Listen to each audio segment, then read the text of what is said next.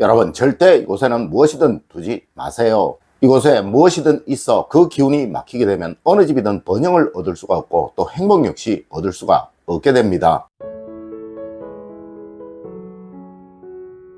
여러분 안녕하세요, 이정민입니다. 여러분, 풍수에서는 혈처라는 곳을 말하고 있습니다. 이곳은 사방의 기가 만나 서로 교류하며 편안함과 안정감을 만드는 장소를 말하는 곳인데요, 풍수에서는 이곳을 명당이라고도 말을 하며 또 혈이라는 곳으로 표현을 하기도 합니다. 쉽게 여러분이 한의원에 가시면 늘 침을 놓는 장소가 있죠. 네, 그곳이 바로 인체 혈인 곳이며 이는 여러분이 사시는 집 역시 그런 곳이 있다는 거예요. 맞습니다. 대부분의 혈처는 바로 여러분의 집 바닥에 있습니다. 이곳은 여러분이 디디고 사시는 곳이고 또 여러분의 몸과 가구 그 외 집안의 모든 물건들을 지탱해 주는 곳이기에 그러한 것입니다. 하여 절대 이곳을 막아서는 안 되는 거예요. 물론 혈처를 피해두면 아무런 해가 없을 것이나 정말 우연히 이곳이 혈처인 경우 여러분은 정말 큰 불행을 얻을 수도 있다는 것입니다. 네, 실제로 가난으로 힘들어하시는 분들의 집, 또 뭔가 알 수 없는 막힘으로 늘 고생을 하시는 분들의 집, 그리고 불화로 마음의 고통을 안고 살아가시는 분들의 집에는 무조건 이 혈처가 막혀져 있다는 것입니다.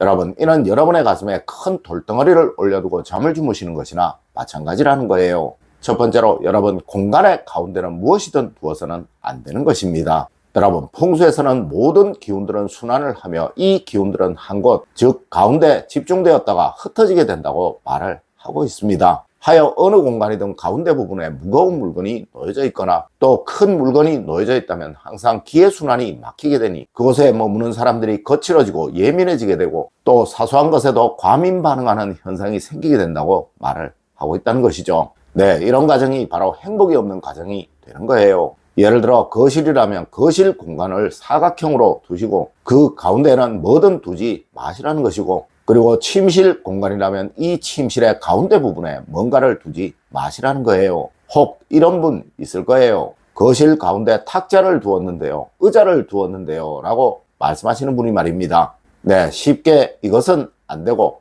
또 이것은 된다는 것입니다. 두 번째로 여러분, 통로에는 절대 무엇이든 두지 마십시오.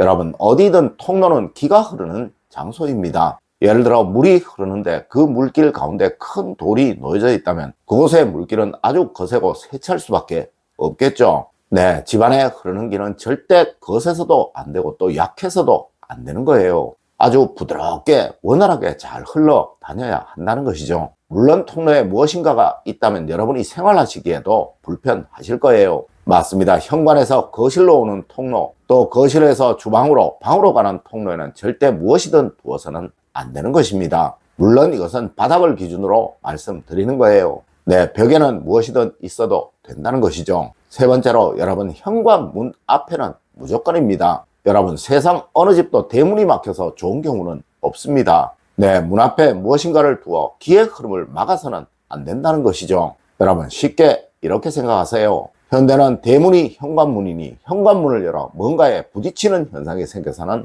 안 된다는 것입니다. 네, 간혹 현관문이 외부의 물건으로 인해 완벽히 다 열리지 않고 반쪽만 열리는 집이 있죠. 맞습니다. 이런 집이 안 된다는 것이며 이렇게 되면 무조건 그 집은 번영도 없고 되는 일도 없는 집이 된다는 것입니다.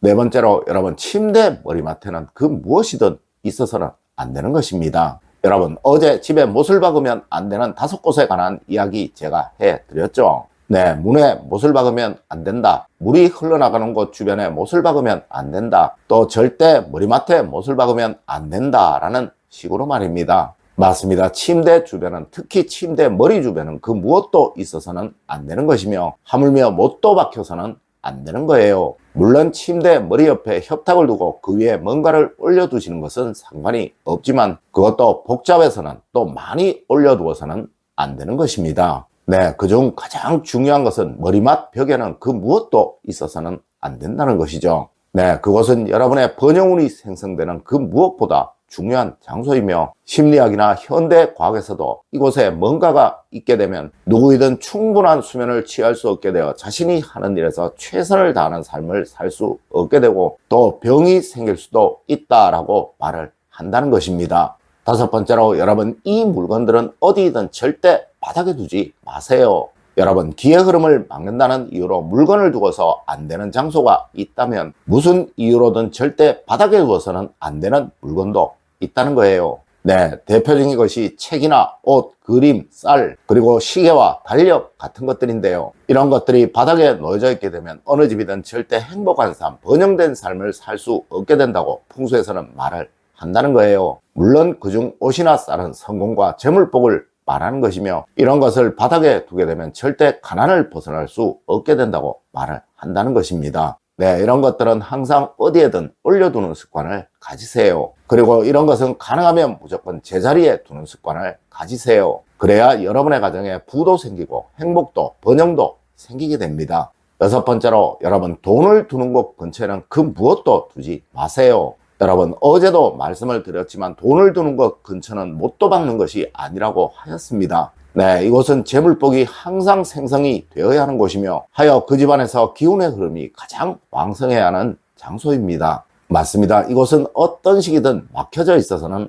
안 되는 곳이며, 또한 기의 흐름에 방해가 생겨서는 절대로 안 되는 곳이에요. 물론 금고 위에 천을 씌우는 것은 전혀 상관이 없습니다. 하지만 그 위에 뭔가를 올려두는 것은 절대로 안 되는 거예요. 네, 간혹 금고 위에 불필요한 물건들을 올려두시는 분들이 있으신데요. 여러분, 이는 재물복을 막는 행동입니다. 여러분, 항상 돈을 두는 곳 근처는 정갈하게 청결하게 하시는 습관 꼭 가지세요. 일곱 번째로, 여러분 옷방 가운데는 번영운의 통로입니다. 여러분, 옷방은 무조건입니다. 모든 것들이 벽 쪽으로 붙여져 있어야 하며, 또 옷방 가운데는 그 무엇이든 두어서는 안 되는 거예요. 물론 이렇게 해야 옷을 찾는데 편리하기도 하겠지만 이것은 풍수에서는 철칙입니다. 네, 이곳은 여러분의 가정에 번영운이 생성되는 통로이며, 이것이 막히게 되면 절대 되는 일이 없다는 것이죠. 맞습니다. 항상 뭔가에 막히는 그런 삶을 살게 된다는 것입니다.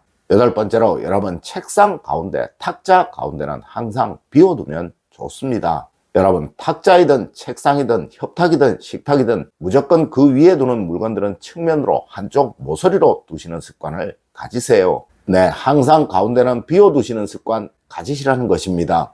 여러분, 우리 어수선하다라는 말을 많이 하죠. 또 이런 생활을 하는 사람을 보면 누구나 신뢰를 하지 못하게 되죠. 맞습니다. 어수선하다는 느낌이 물건들이 가운데 놓여져 있을 때 생기는 마음인 거예요. 여러분, 풍수는 기의 흐름을 가장 중요시하는 학문이고, 이 기가 흐르는 통로를 용이라고 하고, 이 용이 모이는 장소를 혈, 즉 혈처라고 하는 것이며, 이 각각의 곳들이 다 좋아야 무엇이든 된다고 말을 하는 학문입니다. 네, 여러분의 집을 명당, 즉 운과 복이 잘 살아나는 가정으로 만들고 싶으시다면 절대 기운의 흐름을 막아서는 안 된다는 거예요. 여러분, 오늘 제가 알려드린 이야기 꼭 명심하시길 부탁드리며 오늘의 이야기를 마치도록 하겠습니다. 늘 올바른 학문과 올바른 지식을 여러분들께 전하도록 노력하겠습니다. 여러분 긴 시간 감사드립니다. 감사합니다.